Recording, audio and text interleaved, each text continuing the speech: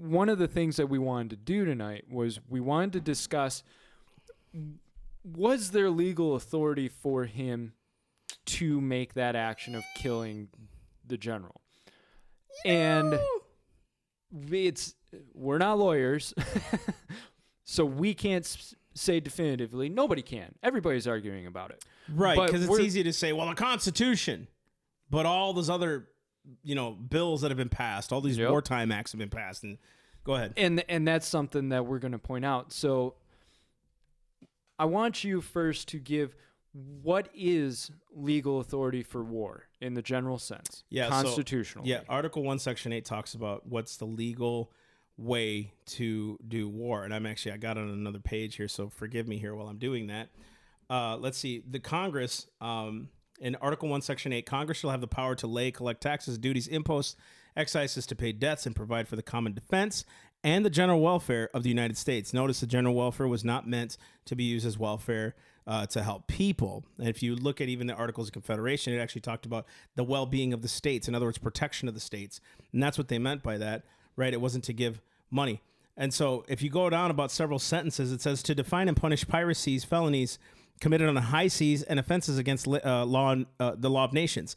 To define and punish piracies and felonies committed on the high seas and offenses against the law of nations, which was kind of like there was this treaty, right? The law of nations.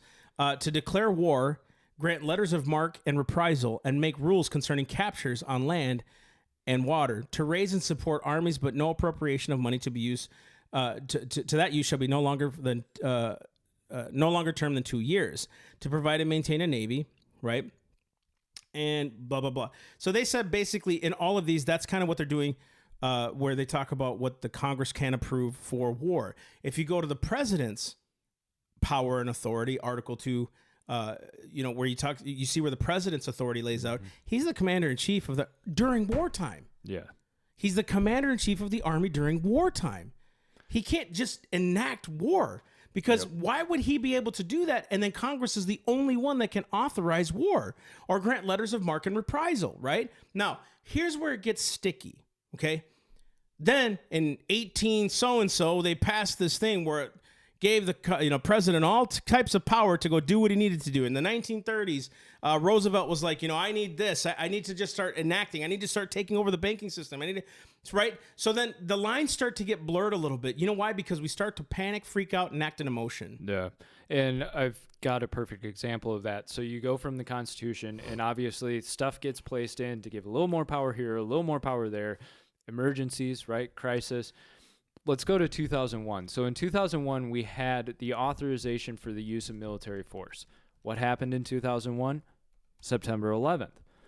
So the 2001 AUMF authorizes the president to use necessary and appropriate force against those nations, organizations, or persons he determines planned, authorized, committed, or aided the terrorist attacks that occurred on September 11th, or harbored such organizations or persons in order to prevent any future acts of international terrorism against the U.S. by such nations, organizations, or persons.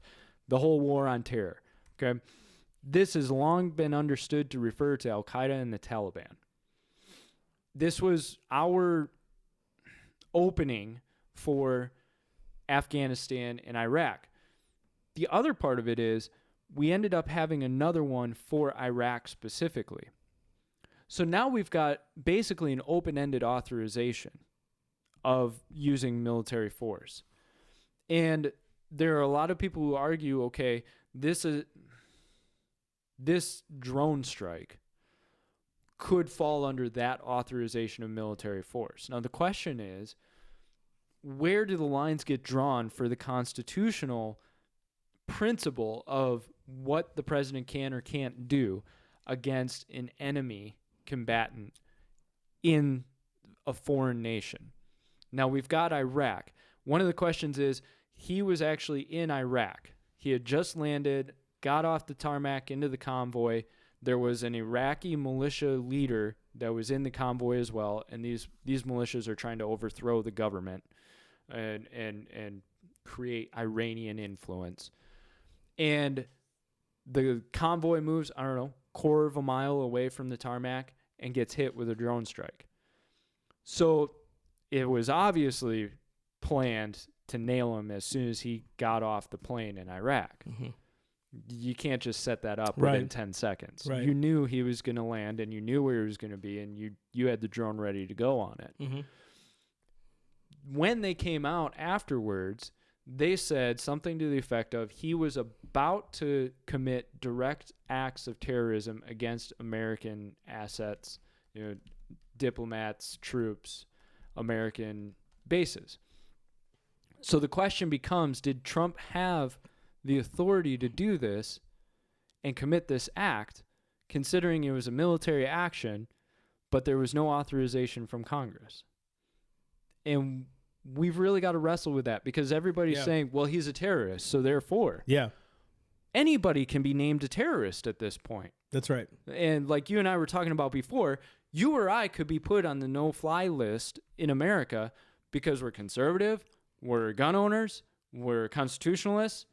We could be considered domestic, homegrown terrorists. That's right. In the FBI's eyes.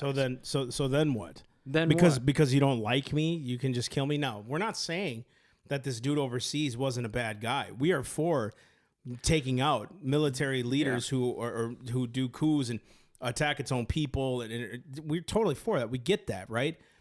But why can't we just have a system that works? Because if you notice that ever since when was the last time we declared war as Congress? The last actual declaration of war. Iraq, right? But it really wasn't a declaration of war. They signed it. They signed the Patriot Act, and he went in. Basically, it was kind of an overnight thing. Hey, we're going to war. You know what I mean? Now, they did it later on after we were in war. They did some kind of, what was it? I can't remember what it was called, what Congress did. But the last time we fully declared war before we went to war was World War II. Right, in 1942, in the 1940s, we declared war over Germany, and we were going over there to stop Hitler, a terrorist, right, and other regimes that were going on at that time. So, if you notice, even now, what my point is this: why is it that government always grows, and the lines always get blurred? Well, it's not really a war, said by Republicans. It's not really a war. We just went and attacked. Which then it fits in, and I'm going to add on to that, then it fits under the WPR, War Powers Resolution of 1973. So this was where Congress imposed limitations on the president's ability to conduct military operations around the world. And there were these standards that they set. It's only pursuant to a declaration of war, specific statutory authorization, or a national emergency created by an attack upon the U.S. And they ended up arguing about whether or not to put limits on that. But people have used that as, well, I've got the WPR, I've got the War Powers Resolution, so I can take somebody out if I need to. Where your power's just grown.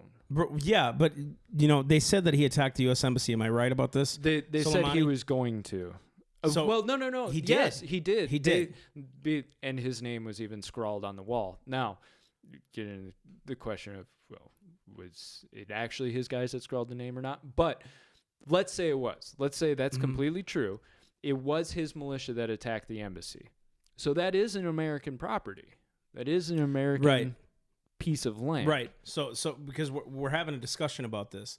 What is legal and what is not? Yeah. Did they attack us on American property? Yeah. My question is, were we supposed to be there in the first place? I don't know. This is, again, where we're growing and growing and growing and becoming the police of the world, which was not the intention of America, right? That is not our job, is to make sure other nations become like us.